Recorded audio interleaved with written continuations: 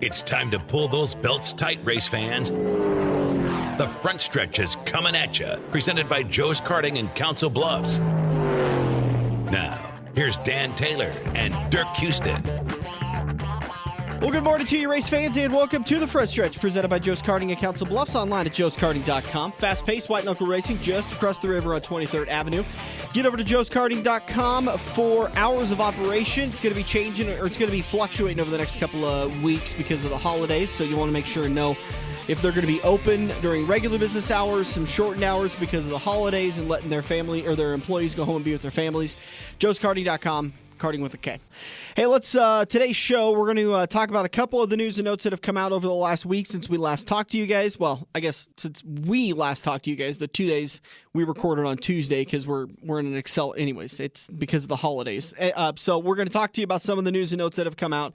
Joe Kosiski is going to join us in turn number 2. He will preview the Malvern Bank Super Late Model Series schedule as he can. It's tentative.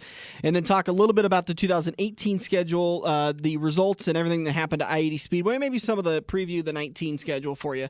We'll see what he can give us. Anthony Ainsle is going to join us in turn number 2. Just when you think racing has concluded for the year, there's the Nebraska kart Shootout coming up next week. So Anthony's going to help preview that. It's a giant kart race, indoor kart race, a lot like the Turkey Chase. This time, I don't remember where they handled that at. I got to look that up. Lancaster Event Center. They do it at Lancaster Event Center also? It's where, as far as I know, that's the only place in Lincoln you could do something like that. Yeah, okay. So Anthony's going to come up in turn number 3, get us all straightened out on that. And then turn 4, we're going to kind of talk about 2018 in review. I realize we still have one show to go before 18 is over with, but I kind of wanted to talk about some of the biggest stories that popped up in my head, some of the biggest stories that popped up in your head, in both NASCAR and dirt track, because there was quite a bit of interesting news articles in the dirt track world too. And then some of our favorite interviews. We've had a lot of great guys on the show and gals that have come on the show and talked to us, and they kind of give our favorite interviews of the year for whatever reason. You know, I've always got my personal reasons why I like some of these people over some other ones. We'll talk to all of them, but some of my favorites and some of your favorites. So that'll be coming up in the show today. Big news announcement earlier this week. Starcom announced they have officially purchased the charter from Richard Childress Racing that was originally for the number 27 car. Remember, Paul Menard drove that in 2017 for a few years.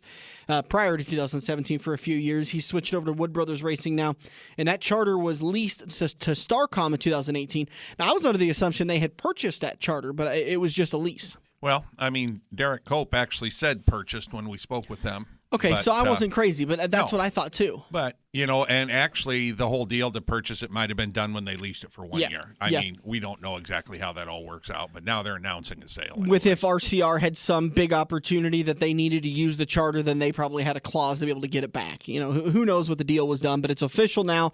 Starcom Racing officially owns the charter in the NASCAR Cup Series, the Monster Energy Cup Series, and they have said that Landon Castle will be their driver for 2019. And they signed, again, another contract, which I think they were with ECR engines to start with. I think they've been running those, but they're back with ECR engines too. So a new ownership group is interested in purchasing a stake in NASCAR. Now, remember, we've talked about this a couple of times that NASCAR is possibly up for sale, some form or another. Fenway Sports Group, owned by John Henry, who is also partnership in Roush Fenway Racing, has expressed interest in purchasing a stake in NASCAR. What that stake will be, if it will be majority ownership, if it will be 20%, 30% deal, what the stake will be, we don't really know yet. Well, and I mean, that's the interesting part about NASCAR is they did spin off ISC. ISC has been a publicly traded company for a long time, and but NASCAR wasn't. So if he's going to buy a stake in NASCAR, he's got to get in and literally pay the France people some money. Mm-hmm. And, again, without it being a publicly traded company. Now, ISC, he could go in and buy, whatever their stock price is, buy half the company if he wants to. That would be an interesting way to look at it. Go in and buy a bunch, a controlling share of the racetracks, get 51% of the racetracks, especially since NASCAR is trying to buy them. Right. It's going to be very interesting to see. And, when that story first came out that NASCAR was for sale, I was 100% for it because At the time, Brian France was still behind the wheel, supposedly behind the wheel. We now know that he was just kind of the figurehead, not really making a lot of the decisions. But and that was actually in the news this week, too. It seems that Jim France, since taking over for Brian, has begun to initiate a lot of things that I'm very favorable for. That I'm kind of interested to see if Jim can right the ship and do some things to keep the France family involved in NASCAR. And right the ship, but I think it's going to be interesting to see what happens with this. If this John Henry and the Fenway Sports Group is who also owns the Boston Red Sox and a soccer team over in Liverpool. Yeah, Liverpool, I think, one of the English teams. Yeah. I think he's valued at like $2.8 billion. Oh yeah, he can reach interest. down in his washing machine and get some change. That's for sure. So that'll be interesting to see what that happens. You better believe we'll be on top of it when that news breaks and get some people in here to talk more about it. Daniel Hemrick set to head over to Richard Childress Racing in 2019. It was announced he's going to be driving the iconic number 8 car. Interesting that it's always kind of a territorial thing. I don't think a lot of NASCAR fans like anybody other than an Earnhardt driving the 8 car because of Ralph Earnhardt being behind the 8 car, Dale Jr. Driving the 8 car in the Xfinity Series and the Cup Series for a few years, and then moving to the 88 when he moved over to Hendrick Motorsports. But Daniel Hemrick's going to drive it for 2019 and beyond. I would think that there was probably some 8 cars run between Earnhardt and Earnhardt there. I'd have to go back and look to make sure, but I'm pretty sure there was a car number 8 in there somewhere. Probably. In that long span. But I don't know exactly how the retired number, I guess is the word I'm looking for, or locking the number up so nobody else can race it. Because, Richard Childress let the 3 sit for, 10, 12 years before he brought his grandson back in it. So, yeah, I'm not sure exactly how all that works out, but that's what he's going to be doing. From what I understand, that process is pretty simple. NASCAR opens it up to all of the teams that owned the number before, and they get to re-register as that team. If they don't register so Richard Childress Racing, they continue to register the 3 car, the 3 number, and they held the licensing for the shape of the number 3, but NASCAR officially owns the number. And if Richard Childress Racing, for any reason, didn't renew with NASCAR that 3, then other teams could purchase it. But once again, Richard Childress Racing owned the shape that the 3 is iconic in. So if anybody else ran that 3, according to trademark rules, they would have to run a different font of the 3, but they would be able to run the 3 as they will. And NASCAR's had this conversation several times, with somebody running the 43 and the 3 and the 11 is very iconic. The 21 is probably one of the more iconic numbers in the sport. NASCAR only has 99 numbers they could put out on the track. Actually, I think it would officially be like 109, right? Because you would be able to run the 0, the 00, the 1, the 01. So the first 9 numbers would actually be 19. Anyways, but there's only so many numbers available. When a football team, they don't allow you to put an A or a B or an X. Right. When a football team or a basketball team has a number, Michael Jordan's number 23, the basketball team has 100 numbers to pick from, and so they've got a little bit more freedom to be able to retire a number in honor of that driver, where NASCAR doesn't. The basketball drivers? NASCAR. I said NASCAR doesn't. So you said basketball can honor the number of that driver. Is right. What you said. That's what you undermeant what I stood. The other interesting article that came out in the last week or so is that Rick Hendrick said that when he decides he's done running Hendrick Motorsports and he's ready to retire, Jeff Gordon is his pick to take over helming that operation. Well, he was breeding his son Ricky Jr. to do that. And right. Ricky died in that tragic airplane crash roughly 14 years ago. Mm-hmm. I don't remember the exact year, but the crash out by Martinsville. And that his whole thought process turned around, and it's probably taken him this long to actually sit and start thinking about that kind of stuff. I don't know. I think Rick Hendrick, maybe not this long, but he probably didn't think about it for a few years. But I think Jeff Gordon's a good choice. Jeff's a very smart, canny, innovative guy that has a lot of connections, and he could definitely continue to helm a successful operation like Hendrick Motorsports has become. Well, and Jeff's already a partner in it. Right. He owns half the 48 car. Mm-hmm. So, the fact that I find it interesting that and Hendrick Motorsports might have an agreement with NASCAR that with Jeff Gordon being a half owner on that one car. I've always thought, why don't they put another car together between Hendrick and Gordon? But that would give Hendrick Motorsports 5 cars, which is against the rules. But Hendrick would only have 4 and Gordon would have 1. There's a loophole there I think they could have done, but I don't know if the money was ever there, or, they could have tied up another of these young drivers. There's a lot of young drivers out there right now. Well, it's like, like they did with Chase Elliott, you just can't run 4 full-time cars under your out of your operation. It has to be they ran the 25 car with Chase Elliott for what, 4 or 5 races? You can run up to, I believe it's 7 races and keep your rookie status. Yeah, so I think they ran like 5, just a handful, somewhere around 5 races in the number 25 car, and then the next season is when Chase went full-time in the number 24, and now he's switched to the 9. And yeah, but my point is, like I'm saying, Hendrick has 3.5 cars out there. Jeff Gordon has a half a car out there. Why doesn't Jeff Gordon have a full car out there and Hendrick have 4 full cars out there? That would give Hendrick Motorsports 5 cars. Well, you're still a little crossed up on that rule, though, because Rick Hendrick doesn't own 3.5 of the cars that are out on the circuit. Rick can only own 1 car. I believe his wife owns another one. Jeff owns 1 car, and I can't remember who the other person is that owns the 4th car. But if you're under Hendrick Motorsports banner, you're only allowed to run 4 cars. But an individual can own 4 cars. Joe Gibbs owns 4 cars. I don't believe that's true. He runs them, but official ownership is his son owns 1. It's split up differently. It's a weird and confusing rule. But I'm sure that NASCAR will be smart enough to go, no, guys. Well, that's why I'm saying there's, it might even be an agreement he's got with NASCAR. When he did it, he wasn't going to do it. Yeah. So it'll be interesting to see if Jeff Gordon takes over. I think if he's making this announcement, then what do you think? Couple of years? Rick Hendrick wouldn't be floating this if things weren't already in place. If he didn't have a 5-year plan to slowly start to step away and Jeff slowly starts to take over. I'm thinking like 2 years. I would think maybe Rick's going to step away when Jimmy Johnson does. Yeah. And I don't think that's more than 2 years away, especially if he doesn't go out and win some races here in 2019. Do you change the name, Hendrick Gordon Motorsports? Oh, no. Do you do it like a funeral home that every time you bring a new guy on, you got to add his name to the top of the building? No, I don't see that happen. Hendrick Johnson Gordon. It's still going to be Hendrick Motorsports, unless Hendrick makes him a partner or something like that. I just see him paying him to run the daily show. Yeah, because I'm sure Rick Hendrick's drawing a salary out of the company now. Oh, sure, yeah. And in the auto parts store. So those are some of the big stories that came out over the last week. I'm sure we missed a couple. You can head over to our Facebook page and get caught up on everything that's happened. We share those articles pretty quickly, and sometimes a nice little conversation pops up throughout that. So get over to the Front Stretch Facebook page if you haven't liked it yet. Make sure you do, and make sure you follow it so that way you can get up to date with all of our you can get notifications whenever we post new articles.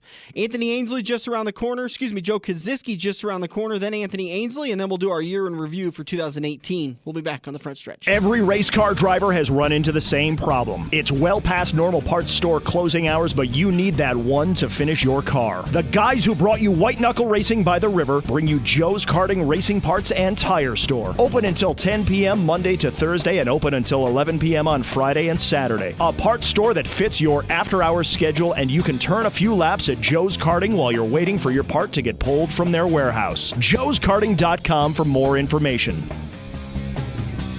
We're hooked up in turn 2 and still showing the green flag on the Front Stretch. Welcome back to it. Rolling into turn number 3, and it's time to sit down with one of the local promoters, co-owners of the track. He is Joe Kosiski, former driver of the number 53 Super Late Model throughout the area, NASCAR Hall of Famer, and like I said, co-owner and promoter for I-80 Speedway, the Malvern Super Late Model Series. Joe, I wanted to start off kind of talking a little bit about the 2018 season, some of the high points. There was plenty of them for I-80 Speedway this year, with a great attendance and a great race for one of my favorites, the Charlie Clark. But I think above and beyond, this had to be your best year for the Silver Dollar Nationals. Silver Dollar Nationals was the best year. Had the biggest purse. I don't know what we could do to make the race bigger. Our Go 50 for the opening night was magnificent. We had the closest race in dirt-on-dirt history of a .15 Davenport pass and Bloomquist at the line. .015, I should say. I still don't like that move. Oh, but it was a great race to watch, but I didn't like the turnout. We had three races that night. The Malvern Bank Super Late Models made a final pass on the final lap. Jordan Grabowski and the Modifieds made a pass or got past on the last straightaway coming for the checkered flag. I mean, all three races was just boom, boom, boom. It was an amazing night of racing, and it turned into great weather for the weekend. We had a record number of campers in our campgrounds. Everything was just great. Well, Bobby Pierce's girlfriend said to change that feature to 74 laps from now on. She'd prefer you do that. I don't think that would be the right number, though. They'd be on Interstate 74, and that would never get them to I-80 Speedway. But, going back a little bit, the Go 50 was originally scheduled in May. Mother Nature, like she did a lot this year, did not cooperate with dirt tracks, and the Go 50 got rained out. I was opposed to it. I didn't like the idea of you throwing it on the Thursday night. I like that being a local guy's spotlight, but once again, it shows how much I know, because that turned out to be a huge night for you guys, an amazing race. The local guys, which I wanted to get the spotlight on Thursday night, probably got an even bigger spotlight because of the Go 50 being rescheduled for that night, and you guys were able to make it into a big 3-day weekend. Dan, it worked out to be magnificent for the weekend, and I think the fans, that's the most important of all, is got an extra day and was happy to come, and they're all talking about being here for 3 days next year. Yeah. So I think that's the best part of it. I don't know if I've seen 1,000 dirt shows or not, but I'll bet it's pretty close to that. And that was the best 3-race segment I've ever seen. 3 days of racing? Yes. Well, no, I'm talking about Thursday night. That was the best 3-race set I have ever seen. Yeah, that's a heck of a ticket. We're planning on changing our Friday format just a little bit with our double heats that we do for the super late model, or for the Lucas Oil late models. For the USMTS modifieds this year, we're planning on putting them down kind of like we do the Charlie Clark in their feature, and running 2 15-lap segments for their qualifying for Saturday night feature, and running a pit stop in between like we do the Charlie Clark. So I know you were saying you like the Charlie Clark, and that's what we're going to do at the USMTS to try to spiff the show just a touch more on Friday night. How can we slow Rodney Sanders down on Saturday night? Well, if he has to go to the back of all the cars that's on the lead lap and only has 15 laps to get there, guess what? We're going to see a heck of a race. That would be a heck of a race. That guy has an unprecedented amount of wins when it comes to one race. I mean, I don't know. You guys know the history of dirt racing a lot more, but what, has he run 8 of those races in a row?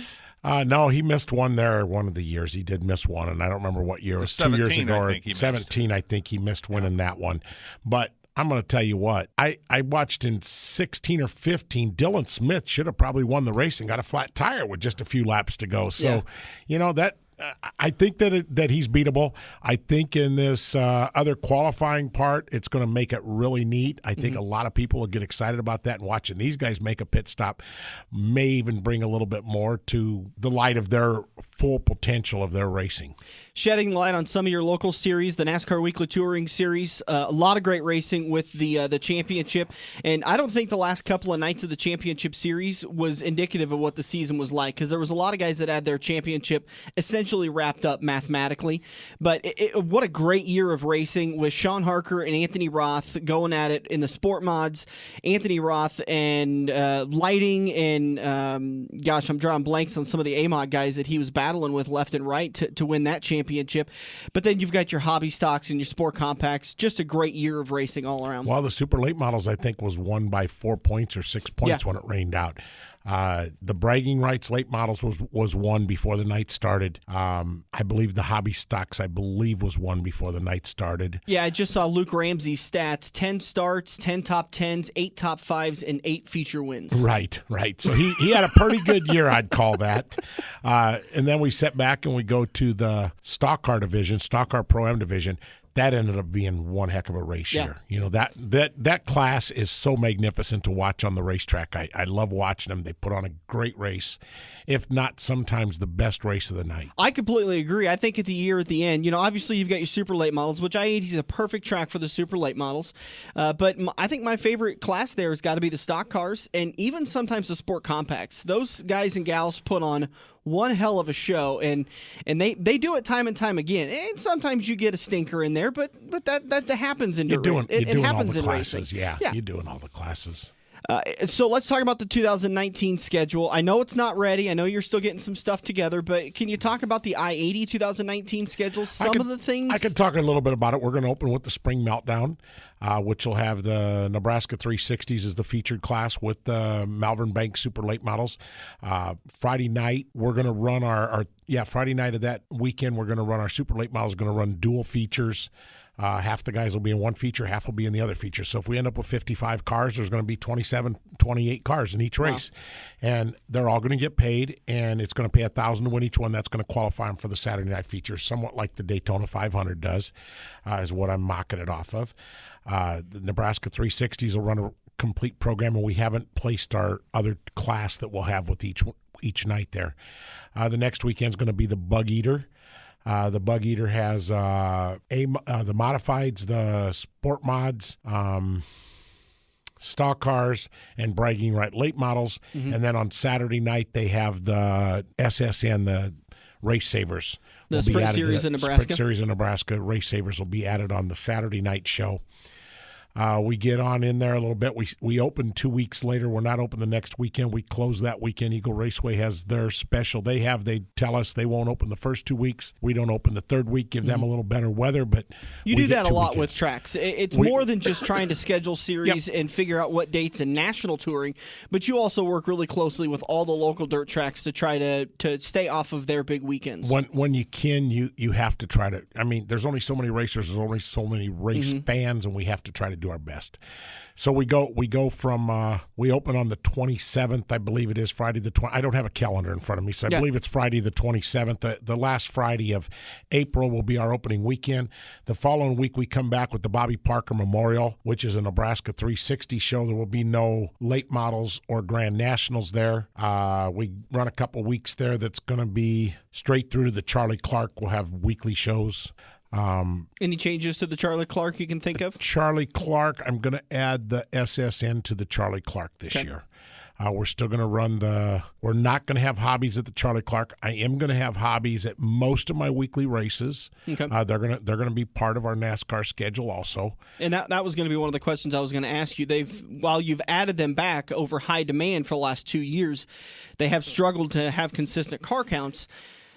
I don't think it's anything you could do. I just think that there's a lack of hobby stocks in this area, but it's nice to hear that they are coming back for a third year. I don't think there's a lack of hobby stocks. There's a lack of hobby stocks to be split between 3 or 4 Friday night tracks. Okay. You know, you've got Denison and Beatrice and Albion and us, all 4 running hobby stocks. I think that's where the lack of them, because you can go Saturday nights where they don't have them at every racetrack, and you can pick up more of them at more of the tracks. So I think that's more of it, but we're going to have them back this year. I think they got about 11 NASCAR nights on the schedule. All of our classes we ran NASCAR last year will be back again this year. We got to the Charlie Clark. I guess I should probably go on from there. The next weekend is our Dirt Classic, I-80 Dirt Classic, which has the USAC back. The USAC wingless 410s will be back on that Friday night. That race always it's probably the most nerve-wracking race of the weekend. It's a great race. It is. I love it. It was a great race they put on the last 2 years, but man, without those wings, I just get so nervous down in the pits watching them guys race, because it's truly to the wall and sometimes a little bit farther than the wall. Yeah. Well, they do a good job, you know, and that they're going to be back on May 30th or 31st. The following weekend, it'll be a regular Friday night of racing. We have on Saturday night, our Ultimate Demo Derby is moved to June the 8th or 9th. That's Saturday night. Okay. We come back off of that. We're back to racing a couple, 2 or 3 or 4 weekends there, probably all the way to the Silver Dollar before we have something that I call super special again. Yeah. It'll be the Silver Dollar.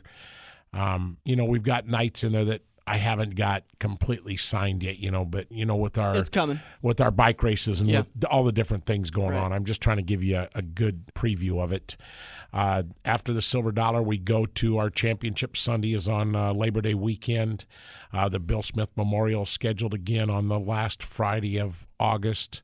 This year we've moved our Fall Brawl from the 26th of September up to the 8th of September. It'll be the first Saturday night after the Labor Day weekend. Okay, so the 7th. The 7th, is it? Okay, so it'll be Saturday the 7th of September.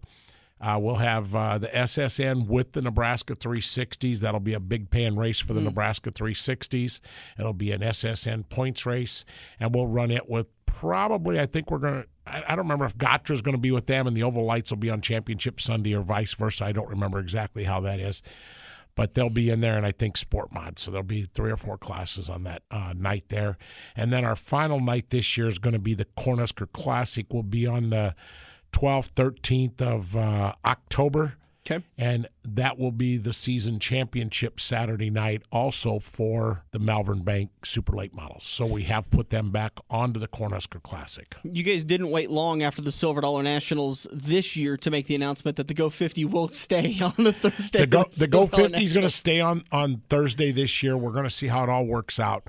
The only thing that would change on the Go 50 is if I decided to move them. I've got a lot of the racers, and the fans don't understand it because they love what they got last year. Yeah. But a lot of the racers are going, well, I can't change my car over from Thursday night to want to race the Silver Dollar National part of the race. Right. And I don't know where to go with that. It may be the last year I put the Malvern Bank cars on with the Go 50. I might just run, because all of them that are asking me that are saying, well, we can run Lucas Oil on Thursday night, and then we'll run back. And I understand the racers have only got so much time, money, race cars. And what you're talking about is your engine restriction rules for the Malvern Bank Series. They have to put in a big motor basically to race with it. And a lot of them own the big motor. They want to go race. They just don't want to lose out because of their eligibility. Who can't change a motor overnight? Sometimes it isn't the motor. A lot of them still have to work on Fridays. Oh well, it's not just a motor change. Sometimes you got body damage. You've got other things that you're still working on. They get there. They don't have a car washed. They work. They didn't get time to even do a good nut and bolt check in some cases. Let's talk about the Malvern Bank schedule. Just a couple of weeks ago, you guys put out a tentative. One other thing, though, I wanted to ask about that Silver Dollar. Are you going to do a test and tune on Wednesday night? Somebody's had to ask you before me. I don't have it on the schedule right now, but if I run one, I can't run it for Lucas Oil cars because Lucas Oil is going to be in Jackson, Minnesota, I think, on Wednesday. I was going to say, I figured they probably had something going, but I just didn't know if you'd do it for the local. I've actually thought about moving my Malvern Bank race to that Wednesday night and running it with the practice for the USMTS and for the modifieds, the IMCA style modifieds that come and race with us on Thursday night. That's why some of this scheduling is there's so many things. All the questions that everybody asks, it's all running in your mind. It's just what's the right way to do it for everybody. Tentative is the key word. That's right. Subject to change. Yep. The 2019 Malvern Bank schedule, you guys put this out. I like that you put it out, even though there are some changes that are going to be made to it until you guys get to your first race April 5th and 6th, because it at least gives some drivers an opportunity to put a pin on the map and say, this is where I'm going to be this night. And like you said, there's some tentativeness to this schedule also, because there's going to be some tracks that have got to move around a little bit. But major changes, anything big coming to the Malvern Bank Series? Well, major changes. Actually, we just scheduled this week. Albion scheduled a race to be added on July 10th. It's going to be their fair race. It's a Wednesday night, I believe it is the date it's on. There in Albion, Nebraska. It's going to be July 10th. The race at Rock Rapids, Iowa will be taken off the schedule. Off-Road Raceway is going to move a week later. Park Jefferson's still a little undecided because them two lead-ins to his show is not going to be there. He's still maybe going to move a date. And, of course, we still got the tentative on the Stewart. So we're still at 25 shows by adding Albion and Rock Rapids going off. Norfolk just moved a week is all they done, so that really didn't hurt us none. Park Jefferson, I've still got to get. I talked with him quite a bit Wednesday night and just never got a definite answer what date we're going to put him on so I can finish bringing the schedule back out with all the changes. Okay. Are you just not looking to fill that night with that Rock Rabbit on that 3-day weekend, or Rock Rapids? The guy that was running it that I always dealt with up there was Derek Vanderbrink, and he scheduled the race. And Derek is going to race his stock car this year. He says, I'm just getting too old. I've done it now for 2 or 3 years. And he says, it's just time for me to go race my stock car. Well, when the Fair Board took it back over from Derek, they said, well, we're only going to run one of these big shows. And they had us and MLRA and Wissota, all three paying $3,000 to win 3 races. They said, we're going to go to one big show and then, kind of just run our weekly stuff. So they took their vote, and they voted that they was going to run the wide open big show if they was going to run one, rather than saying Wissota cars from the north, our cars from the south. So they're going to run the MLRA series. And, best of luck for them. I always hope every track, regardless how they decide to run our series or not, I hope every one of them the best. Have you spoken with Joe Sianowski up at the Beaver? I think you guys would have a great show up there. That track reminds me so much of Sunset Speedway. At Beaver Dam? No, Buena Vista. Buena Vista, no. I have not talked with them. They've never contacted us on a show. Spencer, I was asked about a show. I'm having a tough time trying to get communicated with them to get the right date. What did you say? You had 28 or 30 some tracks that contacted you for races for the 2019 season? I had about 23 tracks that actually contacted us. Slayton, Minnesota's asked about a race. I don't know how far I want to take my guys. I try to keep my guys within a 175-mile circle of Omaha the best I can. So when I get to Marshalltown, I'm about 15 over. I get to Lakeside, I'm about 10 miles over. But I try to do the best I can to try to keep them within that distance. Our racers aren't professionals like the Lucas Oil, but they are professional racers. Right. You know, so I'm not trying to say that we're bad, but they just can't live away from home. They do have to get home and get in their bed some They have nights. jobs and stuff like that. Travel can be a huge killer to a race budget. Right. When you're expanding out like that. I think it's probably the reason why you're consistently seeing more cars on a regular basis than your major touring series.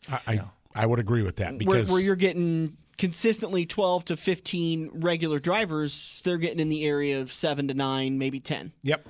But I see that Eagle Race or Knoxville's back on the schedule, invite only again. Knoxville's back on the schedule with an invite only. That race worked out so well last year. We ended up having the better race of the 2 days as far as I'm concerned. And, but of course I'm going to look a little better on ours. But, I mean, we come across the checkered flag side by side and, half a car length win. I mean, they can't ask for much better. Our program ran good. I hope it runs that good again this year. We didn't have a bunch of yellows. We had one yellow in the feature, no yellows in the heats. Everything went smooth. That's what they asked for, and our drivers gave them that. Well, you had some guys that really drove a good race, and you had other guys that were just out to lunch. I mean, I've never seen quite the spread out of your group as it was at that track. It was a different race. First time everybody was on it. They couldn't practice. They couldn't come on Thursday and Friday and race or practiced with the Lucas Oil cars. They had to just show up Saturday and run the track. I think that made a lot of difference, and they were all there. They knew what they was putting their show front, what everybody was there for. You know what I mean? And they wanted to put on a good show themselves to show our series. Yeah, it was a good show. Did you go to Lakeside twice last year? We went to Lakeside once last year. This year, our first race is during Cup weekend. So if you're going down to the Cup for the Saturday night show in May, we're going to be at Lakeside on Friday the night before. So I know that they run the trucks that night, but I know who's going to have the better race. Well, we might have to run down there. I mean, unless we have a contest we got to take care of, we might have to run down to Lakeside that night. Anything else for the schedule you got working that you're not able to formally announce, but you want to just go ahead and break the news with us today? If I wanted to break it, I'd told you already. I know. You don't like to tell me things. I tell everybody everything I can. I just don't have everything I can do yet. I-80 Speedway.com for when they make the announcement for the I-80 Speedway season schedule. You got a kind of a timeline you're wanting to put that out? I wanted it out on Christmas Day is what I wanted to do. I wanted to send it out and say, here it is, wish everybody a Merry Christmas. Here's the schedule. Here's the classes. This is what's going on. I don't know if I'm going to make it because I got to have it done by basically Friday this week because we're closed, until Tuesday or, so it may be the week between Christmas and New Year's if I don't have it done by Friday. I'm real close, but it's just like this week, Albion decides that they're scheduling a race and, you still got things that, and if somebody schedules one on a Friday, I've got to move the late models off the Friday to let them go to the Malvern Bank race. Yeah. So I've always got to wait until everything's kind of finalized all the way through. The banquet coming up January 26th? That Saturday night, 26th, 27th, whatever that Saturday is. I think it's the 26th, and I think the 360 banquet's on the 25th. The night before, yes, sir. Tickets still available for the I-80 Speedway banquet? I don't know if she's got them for sale until she may have. I don't know. Okay. Lisa takes care of that, and if she's got them for sale, yes, they're still available. Yeah, you want to talk about worth the price of admission just going for the food. That Eddie's Catering is amazing. They got a great catering there, and my daughter does a great job playing the games, and the racers have to get up there and play the games when she draws them. And at first I thought, man, these guys ain't going to want to do this, and they probably don't, but all of them go up there and do it, and all of them get enough alcohol in them. And they just have a ball. I mean, it's a fun banquet the way she does it. We got to get Travis Hatcher back up there because he was causing a lot of hooting and hollering in the 17 banquet. And, yes, he was.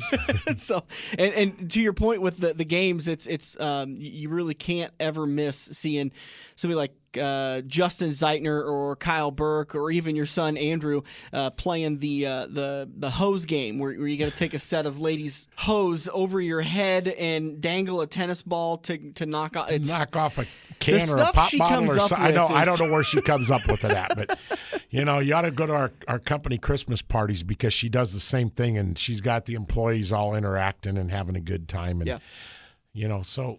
She does a good job with that. She's really a good promoter if you really want to know the truth. She's probably a better promoter than me. I just got to get her to open up. Well, she's learned from the best. Yeah, there you go. Me. Thanks. Me. Thanks, Dan. You do a good job teaching her.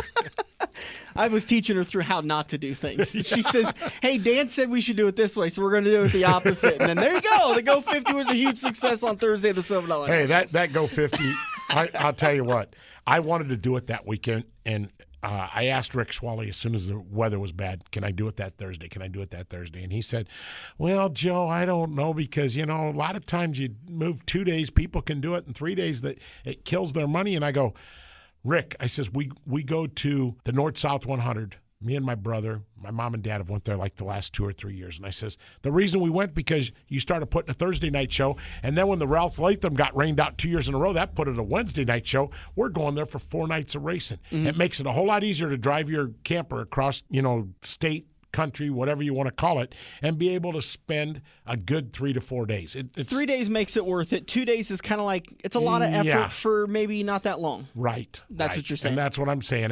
And that's why I'm thinking, maybe next year if we decide that we're going to do something, I don't know for sure if I'll even go to the Wednesday night for the Malvern Bank Cars, but it's a thought. Yeah. So you drive your camper down the north-south? I figured you were taking the corporate copter down there. Yeah, corporate copter. No, I drive my motorhome down there. We all ride together, and it gives us time to talk about, because it's 2 weeks after our Silver Dollar, it gives us time to talk about everything that's went on. Last year, my daughter and grandsons went. My other daughter flew in. It worked out to be great. We just had a great weekend down there. And was that the weekend you guys were honored at the Hall of Fame? Yes. Okay. Yes. Same weekend we was honored at the Hall of Fame. And we had no idea it was going to be honored. We're sitting down in our camper, and they says, you guys need to come up to the Hall of Fame thing and watch the presentations. And we're down there. We just had a beer or two. Or two. Yeah. And so we walked on up there in order to see what was going on, and they said we got the track of the year. Mm-hmm. It was really great to even be honored as part of the track of the year. Can you imagine that, though? I mean, you guys got into this, 8-10 years ago that you guys purchased the land at I-80 Speedway? 14 years 14. ago. 14? Did you ever think you would get this far with it? Not really. You guys have created one of the crown jewels. Not really. You're building it into one of the premier tracks in the area. Yeah. Drivers now say, well, I think I'll go race there. Now they're saying, I got to go race there. It becomes a destiny that they want to be there. The guys that never get there, I hear it all the time, and they say, I want to come to that track and race it. I mean, I don't care if I'm in Charlotte at the World Outlaws, at the World Finals. I went down there this year, and I got guys going, hey, they're in their sprint car, and they're going, when are you having a big 410 show there? I got to get there. And, and the late model guys are going, we got to try to get there, but it's always in the middle of summer, and it's right at that time. We're changing motors. We're just wore out and trying to get stuff refixed. But you know what? We keep picking up every year. This year we picked up Bobby Pierce. He's been saying for 4 or 5 years, they've been saying, we got to get there, and they haven't come, and this year they come, and I seen him at the PRI show, and Bobby says, oh, by the way, we are going to be back next year. We had him on a show last week. Oh, did you? Okay. He wouldn't commit to us like that until he's trying to work out a deal with me, which I've tried to work out with you, but it doesn't sound like that's going to happen very well. But yeah. It's hard for me to make deals with guys because, and they all ask. They all ask you, hey, can you get me a couple free pit passes? Hey, can you get me this? Can you get me that? And you feel bad, you got to do it for one, you got to do it for everybody. And you know what? I got to do it. I got to do it for the lowest local guy that comes to my race. Mm-hmm. If they come to race, I would have to do it for them all because that's just the way I am. I'm not going to do it for somebody and not the rest of them. Richard Petty wouldn't do a lead-in for a radio show because he goes, I'd have to do it for everybody else. And I looked around and I said, I don't see anybody else. Yeah. The problem is there's a lot of people asking for that same thing. We didn't get the memo, I guess. Yeah. I-80 Speedway.com. Just search Malvern Bank Super Late Model Series if you want to get the information on the 2019 schedule for that. I know you guys released some of the tentative rules today, so any new drivers that want to get involved in it can. Fantastic work with that. It's one of the top growing series in this area, so enjoy your holidays, and I'm going to try to remind you of all the great things you guys are doing in June or July when you're ready to pull out those last few hairs as you're getting set for next year's Nationals. I want to thank all the fans for the seasons we've had, and a Merry Christmas to all of them. Happy New Year. Come out and see us again in 2019. And my great announcers and staff that do a lot of work that sometimes it never gets said, and there's no better place than anybody who's listening today. Thank all of you. Yeah. Well, thank you. I assume you're talking about me. I do have another question for you. He always assumes that. It's the only way I can go.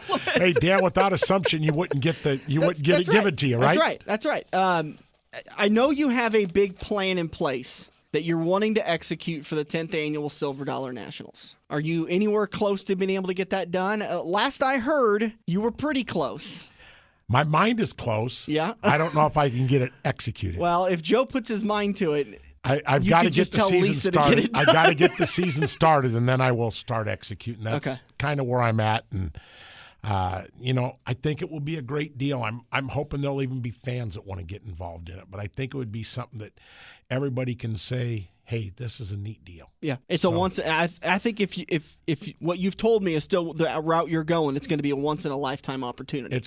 I don't know about once in a lifetime, but it's going to be a great opportunity for everybody. How many races are going to be like that, though? I don't know. And we seem to be seeing things getting, the belt's getting tightened quite a bit around the community. So the fact that you're trying to add to anyway, so we'll have to talk about it later this year. You know how it goes. Thanks, Joe. Have a great Christmas and a Happy New Year. Thank you, guys. We'll be back on the front stretch. We all have that coworker that runs their mouth off at how great they are. They shot a 5 under par, 95-mile-an-hour fastball, bench press 375, brah. Wouldn't you love to shut them up by schooling them at Joe's Karting? Council Bluffs' premier indoor karting track, professionally designed so each corner is your opportunity to embarrass your coworker. Call Buddy for your next company outing at 712-256-5278. Joe's Karting, white knuckle racing just across the river on 23rd Avenue next to AMC 17. If you love wings, if you love rings, and all kinds of other tempting things, great times, great food, get to Quaker Steak and Lube. Quaker Steak and Lube is the official watering hole of the front stretch and the home of MAV TV, featuring action from the Lucas Oil Late Model Series. Great times, great food, get to Quaker Steak and Lube. Located on Mid-America Drive in Council Bluffs. Feather the brake and get back to the gas. Dan and Dirk are headed into turn 3 on the front stretch. Welcome back to it. Rolling into turn number 3. It's time to have a conversation with one of the local voices in the area. He is the voice of the Malvern Bank Super Late Model Series, but just when you think your 2018 season is over with, they reel him back in. Anthony Ainsle been tapped to be the voice of the Nebraska Kart Shootout for another year. Anthony, another couple of big days of racing with a lot of kart racers in the area. Just 2 more days before we close out the 2018 for good. I mean, this is always a big show, especially when it comes to kart racing in this part of the area. We have guys come from all over the Midwest to come down. We have guys from Iowa, Kansas, South Dakota, Minnesota. I think we have a couple of guys from Colorado come out for this show, and it's one heck of a weekend, and no better way to close out the year. I'm trying to get some more details on it, but give me the who, what, where, when, why, and how for the Nebraska Kart Shootout. Well, definitely it's going to be another good show. Just like the Turkey Chase, the Nebraska Kart Shootout, we're going to be out at the Lancaster County Events Center in Lincoln, Nebraska, just on the outskirts of Lincoln. That is going to be on a weekend, thankfully, so we don't have to go through the week. So starting on Friday, the December 28th, that is going to be move-in day. So a lot of the big teams are going to get their trailers parked indoors, get their equipment set up, and then there's going to be a practice session in the afternoon on Friday. Saturday, we get things officially kicked off. Hot laps will be getting at 9:30 in the morning, and heat races scheduled to start up at 11:30 that morning on the 29th. And of course, we go until the last race is ran on Saturday. Sunday, we come right back and do it again. The hot laps will be at 9:30, and racing will begin at 11:30. We've got, I don't know how many, maybe about 16, 18 classes that we have on the schedule, and 4 of those classes will be running speed dashes, which will be up for the big money. So a few of the flat kart classes will be coming out for some big money on that Sunday. You talk about a day of racing. When we talk about this, it's going to be a great day to go to the racetrack, but we're talking about 5, 6 o'clock at night. When you talk about these races and a great day at the racetrack, like you just mentioned, hot laps are at 9:30 in the morning. Absolutely, it literally is a day of racing, and we start up in the morning. Of course, registration is in the wee hours of the morning, and then right before noon we get things going. And go-kart's a little different than your typical dirt track racing. You get one round of heat races on a typical dirt track night with about anywhere between 4 to 7 classes. You get one round of heat a night. Kart racing, you get 2 rounds of heat, and you have about twice as many classes. Weight difference. There are different weight classes, different age limits. Different motors that you run on flat karts and cage karts. It's a little different ball game, but the objective is still the same thing: go out there, turn laps, and finish first. If you want to get a buck for your bang, this is going to be one of the best races to go to. I still can't believe it. 16 different classes are going to be in competition on Saturday and Sunday. Get more information at kartshootoupromotions.com and get your tickets and entry fees if you want to get involved in it. It's still not too late to put a kart together and go out there and race this thing. Absolutely. I know a lot of guys around the area that are still doing it. I know my good buddy Dominic Magana, who's a track champion out at I-80 Speedway for this year. He made the long trip down from North Platte to come out racing the Turkey Chase. Didn't quite have the weekend he was looking for. He got a new body for that weekend. Pretty much destroyed it by the time the weekend was over. I know he's looking for a bit of redemption out there, and of course, you got a lot of tough drivers from around the area. I know Christopher Thram from Minnesota, bright young man in I believe he's around high school age.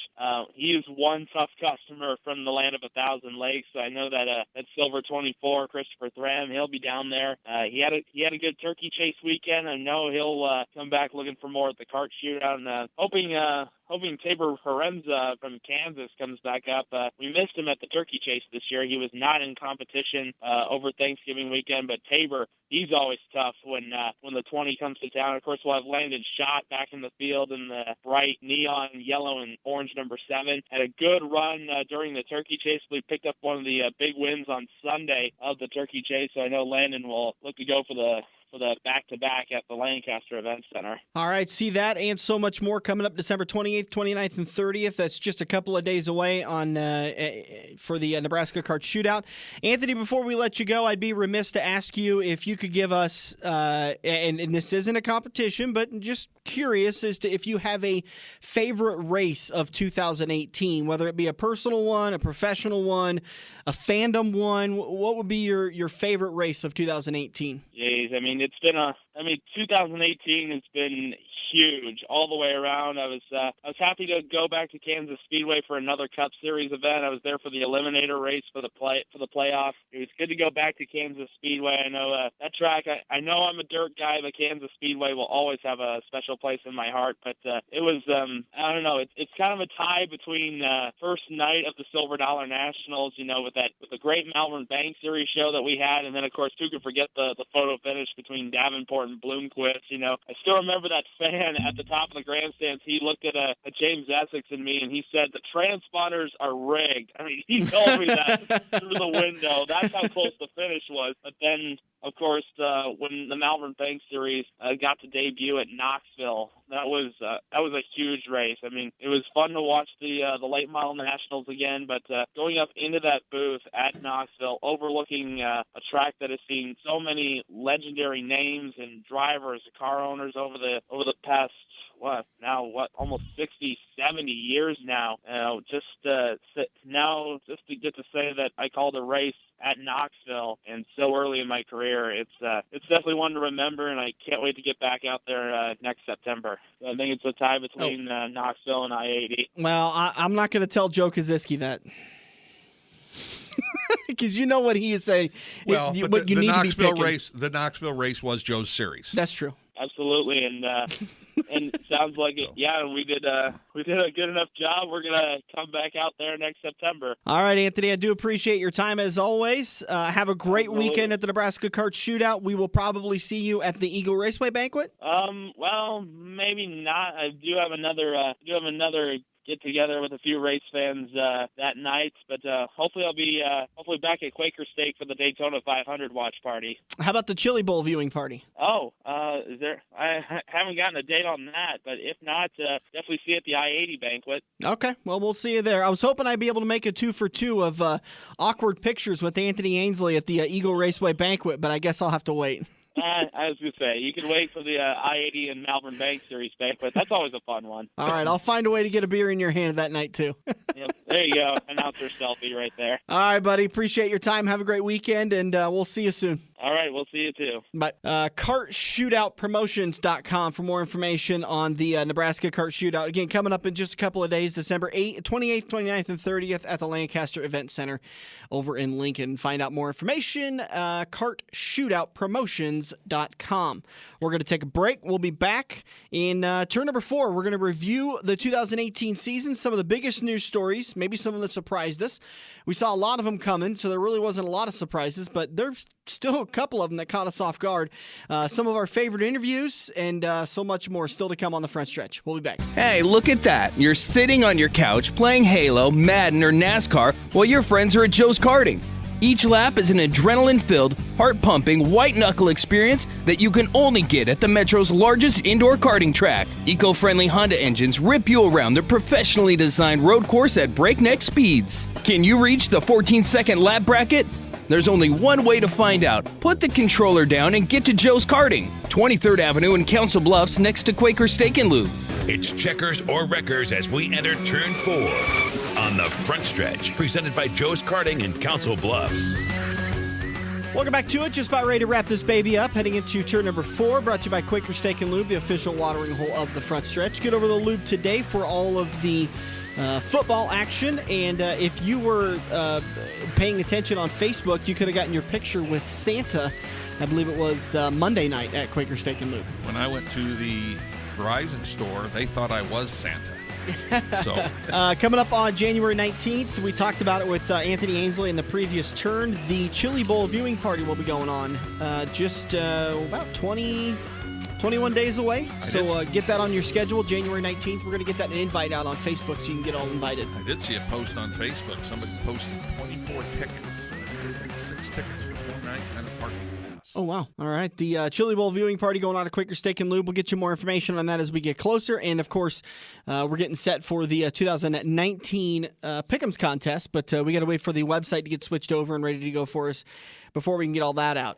I wanted to talk about 2018. I know we got one more show left to go in 2018, but it looks like I'm going to pack it full of some great interviews. We're trying to get Johnny Sadoff and Sean Harker to join us for that show, but I wanted to kind of do a year in review in the last 5-10 minutes we have in today's show, and kind of talk about some of the biggest news stories. I wrote down a couple of them that kind of popped out in my head, but Dirk, I think you can take probably what was the biggest news story for NASCAR in 2018. Maybe the rules package that they're going to come out for 19, okay, and running that at the All-Star race. I just said Furniture Row announcing they were closing down. That's huge. Casey Kane retiring. And, which for us personally was big because we tried to talk to him about what he was doing for 19. Yeah, needless to say, he was given the same response he's given to every other reporter. But we were like 3 days away from his announcement when we asked him. So he still didn't tell us. He could have sneaked something to us, but he didn't. But, yeah, the Furniture Row one was a little bit of a shock.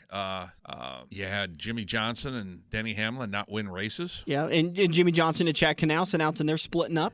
That's been on the horizon for several years. So that to me doesn't surprise me at all. That was the inevitable. It was speculated for a long time. I didn't think they would actually do it. And I think that now that they did, most fans are okay with it. I think everyone saw that there needed to be a change, but I was just surprised that they actually did it. Yeah. And unfortunately for you, I think one of probably the bigger stories for you, Carl still not back in NASCAR. But there's always next year. Well, in case you don't listen to the show regularly, Dirk swears Carl's coming back. Swears by it. Says any day now, Carl's going to announce he's coming back to NASCAR. One quick thing that we did miss earlier in the show today was Corey LaJoie is going to be driving the 32 full-time, the Matt DiBenedetto ride. Right. That was just announced today. We forgot to mention that earlier. Another big news story regarding the dirt world. We just talked to him last weekend about it, but Bobby Pierce failing the tire test at the Dream at Eldora, and what is probably the funnier turn of events, the penalty was reduced after the team collectively passed a lie detector test. Yeah, but it wasn't taken away. The penalty wasn't taken away. It was just reduced. Right, it was reduced. I don't see what the whole deal was there. You know, if they all told the truth, then why isn't the penalty gone? Why did you just reduce it? Yeah. But you know, it's also, you know, it kind of woke Bobby up a little bit. You know, because he was there because Dunn Benson was there. Right. I don't know if he'd have been at that show otherwise, but now he's back in his own ride, so that's a little bit of a switch. I expected that deal to last more than one season. Yeah, he was really excited when we talked to him at the beginning of the season to go do that. I mean, that's a big operation and a lot off of his chest. When you don't have to worry about the day-to-day stuff with the operation, it frees you up to be more of a driver. But like he said, he prefers to be at the shop, hands-on, making the decisions, doing that kind of stuff. Well, he had moved, you know, he'd got an apartment in North Carolina and was trying to be at the shop and hands-on. Yeah. But he also wants to race, you know, 80 or 90 nights a year, not 40 or 50 or 60, you know. Right. So he'd just soon be in a race car if there's a race somewhere. So he was still, you know, he kept one of his own cars and kept stuff together. Like I said, there was stuff on his Facebook page showed an open trailer, you know, behind a pickup. What was a bigger news story? The Bobby Pierce fail in the tire test and the way that all unfolded, or Carl Performance announcing they were closing? The tire test. You think so? Was bigger, yeah. I think it's affected every guy that races a late model. Yeah. They all looked at it, you know. Carl Performance was more of a localized deal. And again, you know, if you can't make any money in 5 years at your business, like I said, when we talked to him that day, we realized he didn't open it 1 week and close it the next. You know, he gave it the old college try, and it just didn't work out. And he expanded and, you know, had a big full service, you know, gas monkey garage type operation, but just, you know, wasn't bringing in enough business to make it viable. And I think that was a big shocker for a lot of the community around here, because Carl Performance, it wasn't a shrink. It wasn't like they pulled sponsorship from here. They moved some things. They shrunk down there. It was just all of a sudden we're closing at the end of the year. December 31st, 2018 will be our final day of operation, and then we're shutting down. It was a big impact in this area with a lot of people that was getting sponsorship from them, whether tracks or series, and getting parts from them. So I think that was a big surprise for a lot of people that they closed their doors like they did. But it also says a lot about the business with the fact that nobody came in and tried to buy it, or buy pieces of it. You know, let me just buy your chassis business. Let me buy Victory Chassis. Let me buy your parts business. And we still don't know if Victory Chassis is going to be running out of there, if it's going to be what's going to be going on with that. I have a strange feeling that there might not be Victory Chassis for a year, but then it's probably going to pop right back open. I don't see, even though Billy Moyer told us in 2017 he was retiring and he ran all year in 2018. I see him building chassis or something when he finally steps away from the steering wheel. Some of my favorite interviews, man, we've had a lot of them. I was reviewing them this morning as we were getting ready for the show, running through all the drivers and all the promoters and all the owners and team owners, race officials, everybody that we've talked to over the last year. And I know I'm missing out on some of them, but obviously Bobby Pierce last weekend with he did a great job interviewing, but he's been on the show 3 times this year. I think he did a fantastic job when he came on. Adam Gullion, I had one of my favorite interviews with him. I kept joking with him that I said, okay, when we sat down, I said, I got 12 minutes for you. And we took 35. And I had to sit up because that was Saturday night at Eagle Raceway, and the show was going to be ready to go Sunday morning. And I had to stay up until about 5 o'clock that morning, editing the show together and sending it off. And I told him he's no longer welcome on my show. Yeah, like that was his fault. But it was a great interview. Bob Harris of Adams County Speedway, always energetic, always has his stuff together. Great interview. Anthony that comes on, he's always a great one to have on. The Anthony Ainsle, always have a great interview to have on the show. You still haven't mentioned your favorite interview of 18. Well, who did I miss? Who did I miss? Your favorite interview of 18 was Wait. If it was just a couple of weeks ago, don't say anything. No, it was not just a couple weeks ago. Okay. It was back, I'm going to say, in July, if I'm not mistaken. Out at some campground in the middle of Iowa with four women hanging around a bonfire, and they're making s'mores. Yeah, McKenna did a fantastic job that night. She did a great interview with us. And the park warden come up and says, move your car.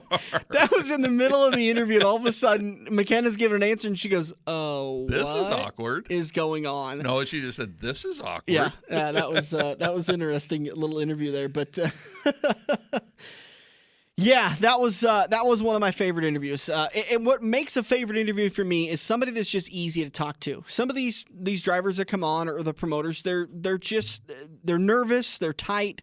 They give short answers. My favorite example to give, and it's nothing against him, is Sammy Swindell. I knew you. Tough interview because he's a one-word guy. There was one interview I think is probably the worst interview we've ever done that never even aired, and I believe it was Jason Hughes. We were doing him for the Legends of the Dirt Series 2 years ago, and it literally, the entire interview lasted 8 minutes, and a majority of it was dead air because Jason was just thinking about what he was going to say, and then he'd give a one-word answer. We went through all of our questions. We had 50 questions lined up. We went through all of them in about 8 minutes, and I just got frustrated, and I finally said, all right, appreciate your time, and just hung up, and we were done. Yeah, that must have been one either you were doing solo or something, because I don't remember being in on that one. I've got pretty much for the whole interview for the whole year, 2 interviews really stick out for me. And this isn't people, like I'm saying that, I like interviewing and stuff. I just like where these interviews went and what they were about. The first one was Joe Kosiski with the Beaver. Joe did a great job. I remember Buena that. Vista Raceway, we got him on with him trying to keep racing going in that area, coming as a first-time promoter. I thought that was very good. And, I mean, it was a good interview for us to be able to get on. And the other one was here just a couple weeks ago when we talked with Tom Gutowski. Right. Oh, yeah. Gosh, how could I have forgotten about Tom's? And, again, Tom I've known for a long time, but it was a good interview that needed to be done. Mm-hmm. Absolutely. It was well deserved, and talked to him about his retirement and his new gigs, and he finally put his new gig out on Facebook here the other day too. So it was kind of a secret until he mentioned it with us. But those are probably 2 that are at the top of my list this year. I mean, we had some others that were very good interviews. Don't get me wrong. I thought the Derek Cope interview was real good. David Starr always gives us a great interview. David always talks. And by the way, if Jimmy Means was good. If you're writing these names down, even though you don't know Jimmy Means, or you don't know of him, or David Starr, you haven't heard us talk about him, or Tom Gutowski. You've listened to the show more than 3 times. You've heard us talk about David Starr. Write these names down, and then go back on YouTube, and all of these interviews are up on YouTube. You can go back and listen to them and find out what we liked so much about them. And maybe we'll start a series in 2019 of Throwback Thursday, kind of go off of that theme, and we'll post some of our favorite interviews maybe from once 2018. A month or something like that. Yeah. But I think my absolute favorite thing that happened on the show this year, it's going to be no surprise to anybody. Bam, we're going to throw in the midget. Ben Shelton had the quote of the year, and I still laugh about it at random times tonight just because you simply cannot beat. Bam, we're going to throw in the midgets. Well, and then they turn around and on Facebook they post a picture of Scott Bloomquist with Rico on his shoulders. Right. It was just how fitting. Absolutely. So that was my favorite quote of the year, but we had a lot of great stuff and a lot of great content, and we got to say a big thank you to guys like Stan Caesar and Anthony Ainsle that come on so often to help us out with content of the show, and Chris Krug and Matt Mayer that text us information and saying, hey, you guys should talk about this and get this person on the show. In there because he helps us out a lot. Lee has been phenomenal, and I really do miss Lee since he's retired from I-80 Speedway. But thank you to everybody that has contributed, and thank you to the racetracks that allow us to come down and talk about this stuff and have the drivers on. And I mean, it's to get to do this is such a unique experience every single week. And of course, all our sponsors. Yeah. We wouldn't be here without them, and we're hoping to add to them in 2019 and keep what we've got and just keep building on it. Mm-hmm. I think the show continues to grow. Our ratings show it that we're slowly gaining each year, and each quarter we're getting a few more listeners, and the Facebook page is going, and everything's going great. And now people are starting to get a vested interest. And when I go and I have beers with Dennis Parker and everybody with Nebraska 360s or some of these drivers, and they say, hey, why don't you talk about this? And I'm like, hey, that's a great idea. I never thought about it before. Let's start talking about that. So we'll add that content to the show. We started out a couple years ago with our Crewman for a Day contest, and now that's expanding. We still don't know what we're going to be working out with Chicagoland Speedway, but 425 miles away, folks. It's a little bit different than Newton or Kansas City, which are both in the 175-mile bracket. But believe it or not, Chicagoland Speedway wants to work with little old front stretch out of Omaha and get something put together. So, that's going to be something we are going to try and do with them. Well, and that contest has been your baby. You're the one that, when you came onto the show, you said, we got to do this. This is something that we should try out. And we sat down and had a long conversation about how to execute it. And now, Starcom Racing, and I'm not talking about, I'm not upset about it. They do their own Crewman for a Day contest at a couple of tracks throughout the area, or throughout the circuit. Well, is Starcom doing it, or are you talking about because Jimmy Mead's sponsor, their Honest Wrench Boys, did their own deal over at Newton? Yeah, they did too. And Starcom took it. Honest Wrenches, who we met over at David Starr and Jimmy Means Racing, we were over there earlier this year in Iowa. They took the idea and they did the same thing for the next race at Iowa Speedway. Yeah, they did things for like 3 or 4 months in their business. You come in and got an oil change or whatever, you got entered in a drawing. So they had people over there, and they seemed like great people. So if you're over in that area, that Des Moines, Ankeny area, and need some work done on your car, check the Honest Wrench guys, honestwrench.com. Check them out. Seem like terrific guys. But it's just funny, how it's grown into what we were thinking was going to be a once-a-year deal, to now, the second year, Kansas Speedway called up and said, oh, no, you guys aren't doing it in October. You guys are doing it. We got a race in May. When we got done that first year of doing it, I think I had a conversation with you. I'm like, man, that was a lot of work. And I don't know if it paid off for us or not. It doesn't feel like a lot of people got excited about it. And then, like you said, Kansas messaged me and said, no, you guys are doing it again. And you're also going to do it in May because we need that promotion in May too. And Iowa Speedway and David, all the teams now, they're like, you guys handle it right. Your winners are excited to come. We want you to do it every opportunity you can. And now, we do it 5 times a year, and we're trying to figure out a way to do it 6, maybe 7, because we want to give you guys what you're asking for. Well, definitely, if Iowa would just spread their races out just a little bit, that the 2 Iowa races are 4 weeks apart? Just about, yeah. And the Kansas and Iowa, and the first Iowa race, there's not a lot of room in there. We'd have to do a lot of overlapping. Between either one of the Iowa races and the second race at Kansas is fine. And I haven't looked at the schedule to see exactly when that Chicago race comes in there, but they're talking about a little different thing to maybe where we throw in the Crewman for a Day, but they're talking about a little bit different concept for us to help them out with, and we're going to do our best because that's what we're here to do, promote racing, and if we've got to try and promote it 400 miles away, that's what we're going to try and do. And we're going to try to have a good time doing it. That's all you can do. We appreciate everybody, and we've thanked all the contributors to the show, all the sponsors, all the tracks, all the drivers, everybody that helps out, but we got to say thank you to you guys. When we go down to the Chili View viewing party, the Daytona 500 viewing party, the different things that we do when we're at the racetrack and you guys come and find us, we love that aspect. We love talking with you guys because we get to talk racing, and how awesome is that? So, and you don't ask us for autographs, right? Because they know, like, somebody actually asked me that one day. They said, hey, would you mind autographing this? And I'm like, you don't want me to do that because I'll devalue it. I was going to say. You don't want that. And they had a good chuckle, and we talked. I can't say thank you enough to all the fans and all the support that has come up over the years. And I get a warm spot in my heart when we originally sat down and created the show, and the heads of the company that air the show, of AM 590, said, nobody's going to be interested in a NASCAR talk show. You guys can do it, and in 6 months when it's off the air, we'll find something else to put in your place. Well, now we're 6-7 years into it, and our ratings have never been better and more consistent, and you guys are phenomenal for that. We appreciate everything you're doing. You guys, the support you guys show us. and continue to send us ideas. We're never too smart or too big-headed to listen to fans. If you want to do something, send it our way. We'll do it. I've got some people right now that are on my rear end about doing a dirt track fantasy league for the Malvern Bank Series, and I'm 90% there. I just have to. We have a couple more things that I have to figure out before I'm comfortable doing it and finishing it with you.